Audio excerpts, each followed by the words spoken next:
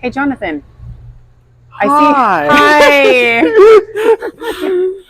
Ready?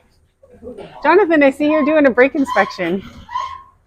How often should I have my brakes replaced? Well, it really varies. We'll say your average is about every 50,000 miles. It's going to depend on whether you have a big truck and you do a lot of towing. Do you drive more aggressively? You're stopping. Um, the conditions you're driving in. Do you have a lot of hills in your area?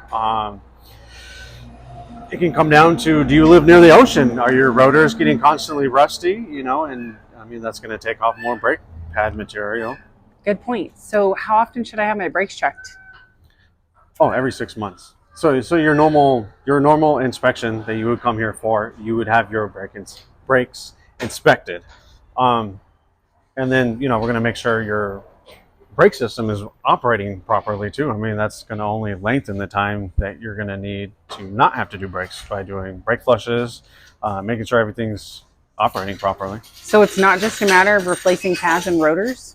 No, of course not. No, there's a lot to it. I mean, some of these systems are really complex too. So Interesting. Thanks. yeah, of course.